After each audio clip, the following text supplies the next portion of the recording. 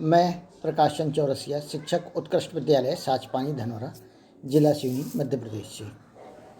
आज हम हिंदी व्याकरण के अंतर्गत समास और समास में अव्ययी भाव समास के संबंध में पढ़ेंगे। हिंदी व्याकरण में समास कक्षा 9वीं एवं 10वीं का एक महत्वपूर्ण टॉपिक है।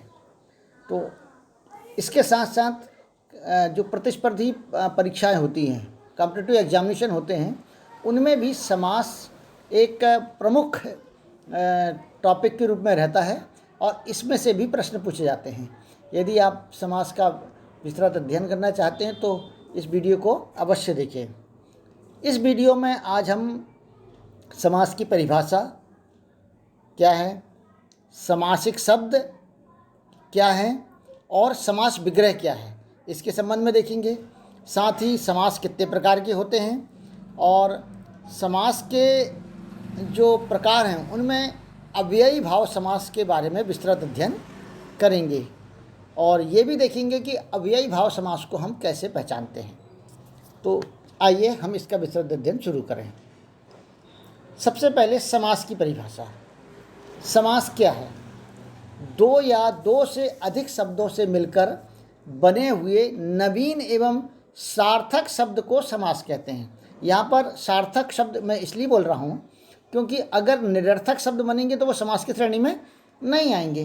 तो दो या दो से अधिक शब्दों से मिलकर बने नवीन एवं सार्थक शब्द को हम समास कहते हैं। और यहाँ पर एक अंतर मैं आप लोगों को और बतला देता हूँ जो सामान्य तौर पर बच्चों को देखने को मिल जाता है कि दो से दो अधिक जब वर्ण मिलते हैं तो वहाँ पर संधि होती है, लेकिन दो से दो अधिक शब्द मिलते हैं तो वो समास होते हैं। तो यहाँ पर एक जो अंतर है, यहाँ शब्दों पर आप विशेष ध्यान दीजिएगा। वर्ण अगर लिख दिया आपने तो वो संधि हो जाएगी और अगर शब्द लिखा है तो वो समास हो जाएंगे। तो दो या दो से अधिक शब्दों से मिलकर बने हुए नवीन एवं सार्थक शब्द को हम समास कहते हैं। अब जैसे उदाहरण देख लें कि राजा का पुत्र, ये तीन शब्द हो गए हैं, तो इसको हम एक उसमें लिख देते हैं राजपुत्र। दोनों का अर्थ एक ही होता है, तो राजा का पुत्र, राजपुत्र, तो ये हो गया समास। तो राजपुत्र हो गया समास। इसी तरह उदाहरण के लिए घन की तरह श्याम अर्थात घनश्याम, तो एक शब्द जिसका हो गया तो ये समास हो गया। तो इसमें घन और श्याम ये दो पद हो गए और दोनों को जब हमने मिला दिए तो वो घनश्याम हो गया। तो इस तरह से ये समास कहलाता है। अब हम देखेंगे सामासिक शब्द क्या है। दो या दो से अधिक शब्दों को मिलाकर बनाया हुआ एक शब्द सामासिक शब्द या समस्त पद कहलाता है। यहाँ पर हमने उदाहरण देखेंगे राजा का पुत्र। अब इन तीनों वर्णों को मिलाकर, तीनों शब्दों को मिलाकर राजपुत्र बना, तो ये जो राजपुत्र बना ये सामासिक शब्द कहलाएगा या समस्त पद वाला कहलाएगा। और दूसरा है विग्रह, समास विग्रह जिसको कहते हैं। संधि को हम विच्छेद करना कहते हैं, इसलिए कहते हैं संधि विच्छेद, लेकिन समास को हम क्या कहते हैं? समास विग्रह। तो विग्रह मतलब अलग अलग करना। अब ये जैसे जो सामासिक शब्द था राजपुत्र और घनश्याम, ये हमने उदाहरण द्वारा देखा था। तो सामासिक शब्द या समस्त पद को अलग करके पहले की स्थिति में ले आने का नाम विग्रह कहलाता, अर्थात इसको विग्रह कर दी, तोड़ दी और पूर्वीय अवस्था में ले आए, अर्थात शब्दों का विग्रह करना या अलग अलग करना समास विग्रह कहलाता है। तो अर्थात सामासिक शब्द हैं उनको अगर तोड़कर पुनः की पुरानी स्थिति में ले आए तो वो कहलाता है विग्रह, और शब्दों के जो अधिक शब्दों को जब मिला देते हैं तो वो कहलाता है सामासिक शब्द। तो ये हमने दोनों चीज़ अच्छे से देखा कि समास क्या होता है और सामासिक शब्द क्या होता है और समास विग्रह क्या होता है। आगे अब समास के प्रमुख प्रकार कौन कौन से हैं? समास के प्रमुख प्रकार 6 बताए गए हैं, अर्थात प्रमुख 6 प्रकार बताए गए हैं। कुछ विद्वान पहले इसको 4 मानते थे, लेकिन हमारी पाठ्यपुस्तक में और अन्य जगह में इसके 6 प्रकार ही मान्य हैं। तो हम आज यहाँ पर 6 प्रकार की ही चर्चा करेंगे और ये भी मान लेंगे कि 6 ही प्रकार होते हैं। अब ये 6 प्रकार कौन कौन से होते हैं? पहला है अव्ययी भाव समास, दूसरा है तत्पुरुष समास, तीसरा है कर्मधारय समास, चौथा है द्विगु समास, पाँचवा है द्वंद्व समास और छठवां है बहुब्रीहि समास। ये 6 समास हैं और एक ही वीडियो में अगर इन 6 समासों का हम अध्ययन करना चाहेंगे तो हमारा वीडियो बहुत बड़ा हो जाएगा।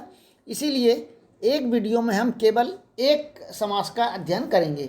तो आज हम करेंगे विशेष रूप से अव्ययी भाव समास। समास के प्रकार देख लिए, इसमें आज हम अध्ययन करेंगे अव्ययी भाव समास। अव्ययी भाव समास क्या होता है और इसको कैसे पहचानते हैं, ये हम आज इसमें वीडियो देखेंगे।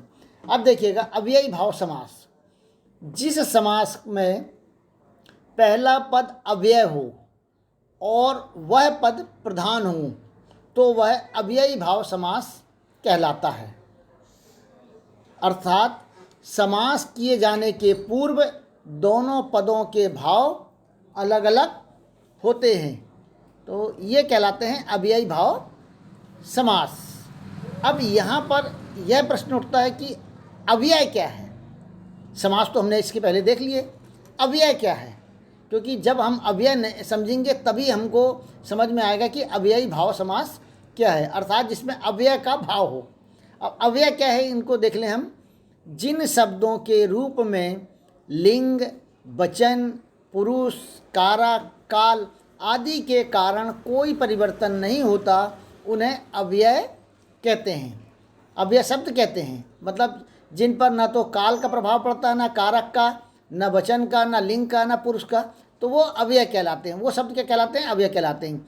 इन शब्दों को अविकारी शब्द भी कहते हैं, क्योंकि इनके कारण किसी प्रकार का कोई विकार उत्पन्न नहीं होता, इसलिए इनको अविकारी शब्द भी कहते हैं। अब ये देख लें कि उदाहरण के लिए रूप में कुछ एक शब्द मैं यहाँ पर बता रहा हूँ कि जो अव्ययी शब्द कहलाते हैं। यथा, आ, नी, प्रति, जब, तब, कब, इधर, उधर आदि जो शब्द हैं ये अविकारी शब्द हैं, यह अव्यय शब्द हैं कहलाते हैं। तो हमने ये देख लिए। अब आगे देखेंगे हम अव्ययी समास के कुछ उदाहरण और उनका तरीका, पहचानने का तरीका। पहले पहचानने का तरीका देख लें तो प्रथम पद प्रधान होता है। इसमें क्या होता है कि प्रथम पद प्रधान होता है, ये इसके पहचानने का प्रमुख तरीका है। परिभाषा में भी ये दी गई है कि इसका प्रथम पद प्रधान होता है। अब पहचानने का और तरीका जो है, प्रथम पद अविभाजित होता है, मतलब इसका विभाजन नहीं हो पाता। तो प्रथम पद का विभाजन नहीं हो पाता, ये प्रथम पद अविभाजित होता है। तीसरा है, प्रथम पद सामान्य तौर पर कम अर्थ वाला होता है, मतलब इसका अर्थ उतना अधिक नहीं निकलता जितना द्वितीय पद का निकलता है। तो प्रथम पद सामान्य तौर पर कम अर्थ वाला होता है। इन बिंदुओं का अगर हम अच्छे से पढ़ लेंगे, ध्यान में रखेंगे तो अव्ययी भाव समास पहचानना सरल होगा। चौथा है, प्रथम पद छोटा होता है। सामान्य तौर पर प्रथम पद कैसा होता है? छोटा होता है। और पांचवी इसकी पहचानने का एक और तरीका है, प्रथम पद सामान्य तौर पर उपसर्ग होता है। प्रथम पद जो होता है वो सामान्य तौर पर कैसा होता है? उपसर्ग होता है। अब उदाहरण देखेंगे और इन पांचों बिंदुओं पर हमने उसको मतलब कसने का प्रयास करेंगे।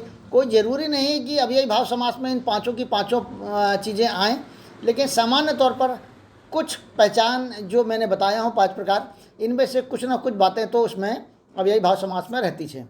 जैसे यथाशक्ति, अब इसमें हो गया यथा और दूसरा हो गया शक्ति, अर्थ जिसका शाब्दिक अर्थ होता है शक्ति के अनुसार। शक्ति के अनुसार को जब हम, ये हो गया अलग अलग शब्द हो गए, इसको जब हम सामासिक शब्द बनाएंगे तो यथाशक्ति हो गई, जिसका प्रथम पद हो गया यथा, द्वितीय पद हो गया शक्ति। तो यथाशक्ति ये अव्ययी भाव समास का उदाहरण है। आप इसमें देखेंगे कि यथा शक्ति, अगर शक्ति अकेला हम बोलेंगे तो उसका कोई विशेष अर्थ नहीं निकल पाएगा, लेकिन यथा तो मतलब शक्ति के अनुसार।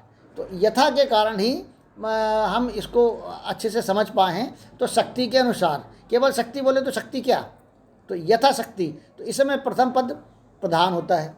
दूसरा अगर हम देखो पहचानने के तरीके में कि प्रथम पद अविभाजित होता है, तो यथा को हम विभाजित नहीं कर सकते, और अगर विभाजित करते हैं तो वो फिर अर्थ शून्य हो जाता है उसका। जैसे या था, तो इसका कोई अर्थ नहीं निकल पाता, तो ये अविभाजित होते हैं।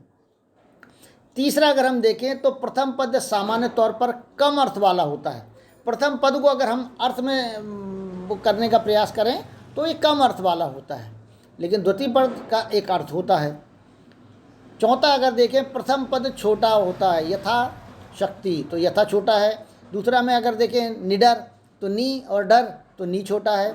आजीवन में देखें आ धन जीवन, तो आ छोटा होता है।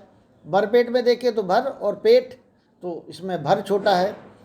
पांचवा देखें यथा योग्य, तो यथा छोटा है, योग्य छोटा। तो इसमें जो प्रथम पद होता है वो सामान्य तौर पर छोटा होता है। और पांचवा इसका है कि प्रथम पद सामान्य तौर पर उपसर्ग होता है। शक्ति के आगे यथा लगा दीजिए तो यथा शक्ति हो गई, तो यथा जो हो गया वो क्या हो गया है, उपसर्ग हो गया। डर के आगे नी लगा दीजिए तो निडर हो गया, तो उसका अर्थ बदल जाता है। तो ये सामान्य तौर पर प्रथम पद जो होता है वो उपसर्ग होता है। इस तरह से इन उदाहरणों के द्वारा हमने देखने का प्रयास किया कि अव्ययी भाव समास क्या होते हैं और इसको कैसे पहचानते हैं। अगर इन बिंदुओं को हम ध्यान में रख लें, अगर हम परिभाषा के रूप में देखें या अन्य रूप में देखें, तो ये 5 बिंदु आपको कहीं देखने को नहीं मिलेंगे। लेकिन चूंकि हमको याद करना है, एक ट्रिक है, तो कि कैसे हम पहचान पाएंगे कि अगर इनको हम ध्यान रखते हैं कि अव्ययी भाव समास में ये होते हैं, तो इस तरह से इनको अगर याद रखते हैं तो अव्ययी भाव समास पहचानना सरल होगा। आशा है कि आपको ये वीडियो अच्छा लगा होगा। अगर पसंद आए तो इसे लाइक करिएगा, सब्सक्राइब करिएगा। सब्सक्राइब इसलिए मैं करवाने को कह रहा हूँ ताकि आने वाले जो अन्य वीडियो हैं, जो अन्य जो अपने और समास के हैं, तत्पुरुष समास और बाकी तत्पुरुष समास के जो अन्य और भेद हैं, जो आने वाला वीडियो में अभी मैं लोड कर रहा हूँ, तो वो आपको सहजता से प्राप्त हो जाएंगे। धन्यवाद।